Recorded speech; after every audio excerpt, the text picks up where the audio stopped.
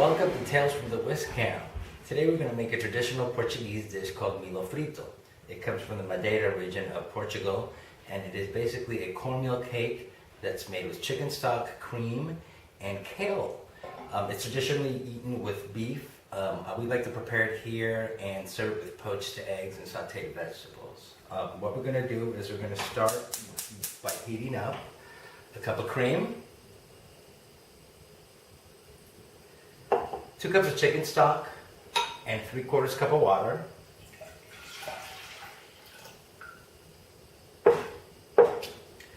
A 1/4 teaspoon of black pepper and 1.5 teaspoons of salt. Make sure you always use kosher salt. And 3 tablespoons of butter. And we're going to bring that to a boil, wait for the butter to melt. And as I said, this is a great dish by itself or accompanied with other dishes. As I said, they like to eat it in Portugal with beef. You could probably serve it with chicken. I would say even with fish. So we're going to let this melt for a little bit. And once it has melted, we're going to add the rest of the ingredients. The other ingredients that you're going to use today are a cup of stone ground cornmeal. You want to use a very fine cornmeal, especially if you can find a white cornmeal, that would be preferable. You're going to use 1/2 cup of ricotta cheese, and then you're going to use about 1/4 pound of collard greens. That's about 4 ounces, 1/2 cup. You want to slice it really finely and then blanch it for about 5 minutes in heavily salted water. Strain it and make sure you squeeze all of the moisture out of it. If it's too wet, then what's going to happen is that your Milho Frito will not set up properly.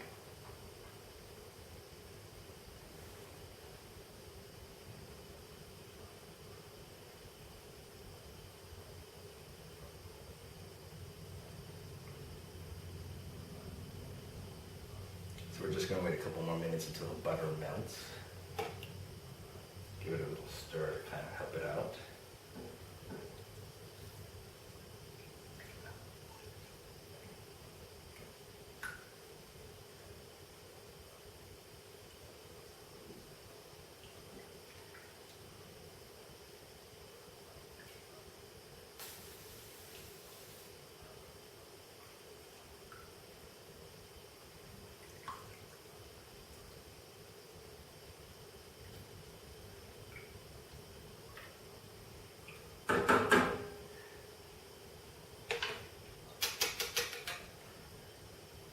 So as you can see, our butter is completely melted, and we're going to slowly start to whisk in the cornmeal. You want to do that very slowly because you want to prevent any lumps from forming. If you add it all at once, you're just going to get a big lumpy mess. You want this to be very smooth when you add it to the pan. You're going to cool it in. So we're just going to add the cornmeal little by little.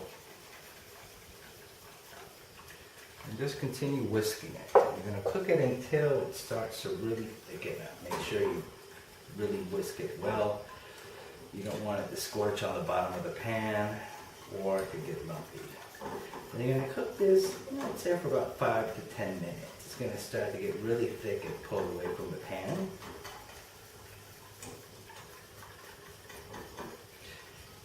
And it's going to have the consistency of, let's say, cream of wheat or porridge.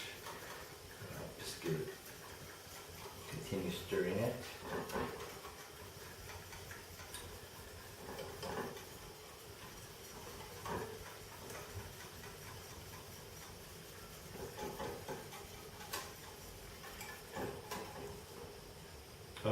The cornmeal that I like to use is a Venezuelan cornmeal, actually, and it's called harina pan. It's the same cornmeal that we used in our previous video to make arepas. If you can't find that, I recommend Goya brand cornmeal. If you can't find white cornmeal, you can use yellow, but white is preferable. And as you can see, it's starting to thick quite nicely. And we're just going to cook it here for a few minutes. It takes about, I'd say about 5 to 10 minutes. We're cooking it on medium to high heat. You can cook it on a lower temperature if you're not comfortable cooking with a really high heat, but it will just take a little bit longer to set up in your pan. So it's starting to set up really, really nicely. As you can see, it's just continuing to thicken. And as I said, just make sure you really whisk it vigorously.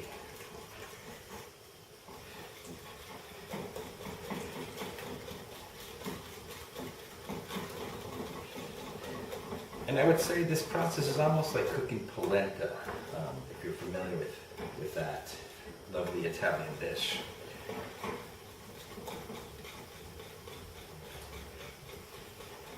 And it's as it starts to set up, it becomes harder and harder to whisk. So you're really going to have to put some muscle into it, but it's definitely worth the work. And the way this works is, after everything's incorporated, we're going to put it in a sheet pan that's been covered with parchment paper. You can omit the parchment paper and just really grease the pan well. And then what you do is you set that in the refrigerator and you let it sit up for about an hour to two. The longer you let it sit in the refrigerator, the better. But you know, if you're pressed for time, I'd say at least leave it in the refrigerator for an hour. And then you cut it into triangles and you fry it. And we'll demonstrate that at the end of the video. So as you can see, it's really, really getting nice and thick.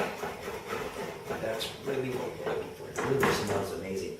The chicken stock really gives it a really nice flavor. You can use store-bought chicken stock, but if you are really in the mood to make your own, clearly that's always going to be better.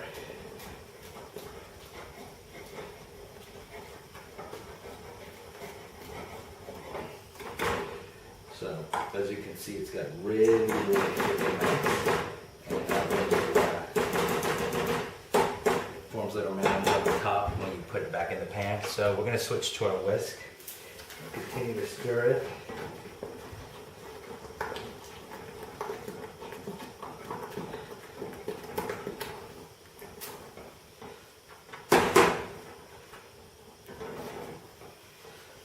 So now that we've got it really nice and thick, the cornmeal's cooked properly, we're going to turn off the heat. We're going to add our ricotta cheese, and that was half a cup. Just make sure it's really well incorporated. You don't want big lumps of the cheese. You want to make sure it's really, really, really well stirred in. And now what we're going to do is we're going to go ahead and add our greens. We used collard greens from our backyard. If you can't find collard greens, you can use kale. Just make sure you remove the tough stem. And we're just going to go ahead and stir this in.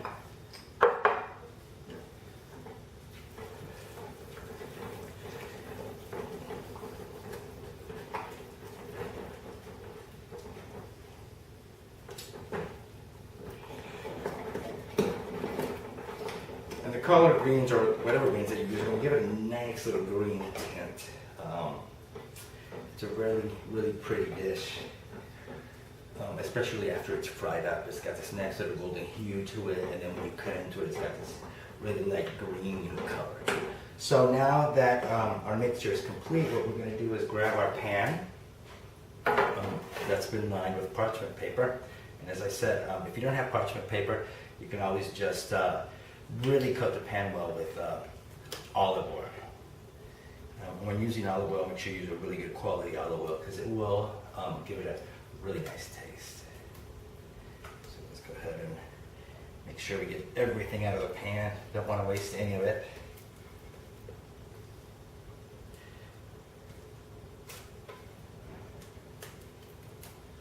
And now what we're going to do is just smooth it out.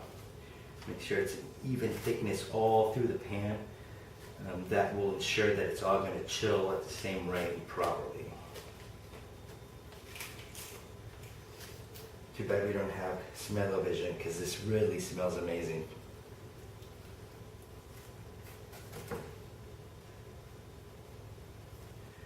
Just give it a nice, little smooth surface on the top.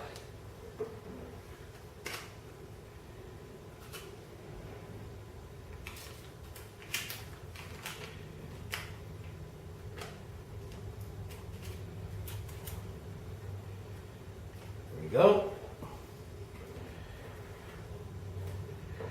I'm just going to give it a couple taps just to kind of even it all out. So we've now let our Milho Frito sit in the refrigerator for about an hour. As I said earlier, the longer the better, but we left this one for about 45 minutes. And as you can see, it's quite hard, yet a little bit flexible. So we've got a pot of canola oil. We're using a smaller pot today because we're just going to cook a couple for the demo. If you're going to cook big batches, I would recommend using a bigger pot. Get your oil at about 350, 375. If you don't have a thermometer, it'll start to look very shimmery and you'll see little bubbles start to come up. So very carefully, we're going to add these to our hot oil, and you can hear how it's bubbling. On each piece, it should take about, let's say, 10 to 15 minutes. You want to get a nice golden crust on the outside. Give it a little nudge so it doesn't stick to the bottom of the pan. I like to use my fish spatula actually to fish it out because it doesn't poke the Milho Frito and it's easier to get out and to really strain all the oil. So we're just going to let that do its thing for a little bit without messing with it too much.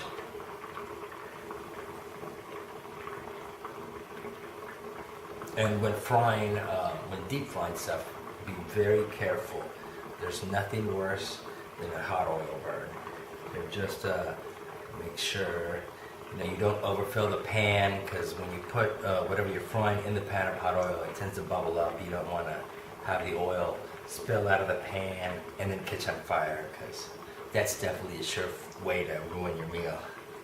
So we're just going to give it a little nudge just to make sure it's not sticking to the pan. And I can already feel the crust forming on it. We're just going to let it do its thing without messing with it too much.